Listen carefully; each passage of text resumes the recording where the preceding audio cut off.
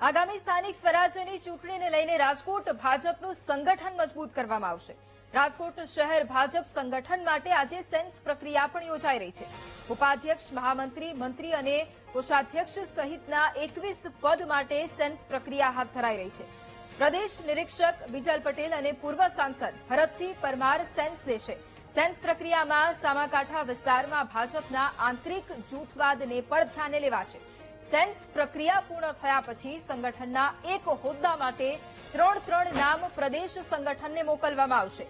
પ્રમુખની નિમણૂકને 8 મહિના થયા અને છતાંય સંગઠનનું માળખું તૈયાર નથી થયું। પ્રદેશ ભાજપ દ્વારા સંગઠનના નામોની જાહેરાત પણ કરવામાં આવશે।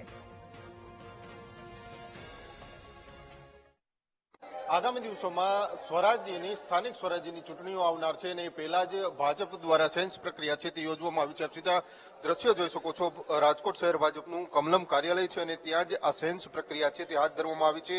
નિરીક્ષકો છે તેની ટીમ આવી પહોંચી છે। બિજલબેન પટેલ અને ભરતસિંહ પરમાર આ બંને નિરીક્ષકોની હાજરીમાં રાજકોટ શહેર ભાજપના અલગ અલગ 21 જેટલા હોદ્દાઓ માટે આજે સેન્સ પ્રક્રિયા છે તે હાથ ધરવામાં આવી રહી છે। એટલે કે અગાઉ જે સામાકાંઠે રાજકોટ શહેર ભાજપમાં જૂથવાદ જોવા મળ્યો હતો અને ત્યારબાદ જે પ્રકારે હવે અલગ અલગ જે ગ્રુપ છે, જૂથ છે, તે પોતપોતાના જે કાર્યકર્તાઓ છે અને પોતાના સમર્થકો છે તેનું ક્યાંક ને ક્યાંક લોબિંગ કરવા માટે પણ અહીંયા શહેર ભાજપ કાર્યાલય ખાતે જોવા મળ્યા હતા। એટલે કે મોટાભાગના જે સાંસદો છે, પદાધિકારીઓ છે, ધારાસભ્યો છે અને પૂર્વ ધારાસભ્યો અરવિંદ રૈયાણી સહિતના જે લોકો છે તે આ સેન્સ પ્રક્રિયામાં ઉપસ્થિત જોવા મળી રહ્યા છે।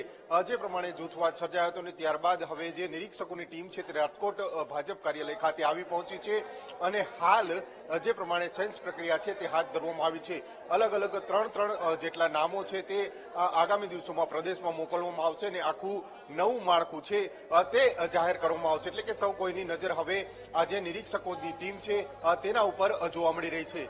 કેમેરામેન નિશિત ગઢિયા સાથે ભાવેશ સોંદરવા, BTV ન્યૂઝ, રાજકોટ।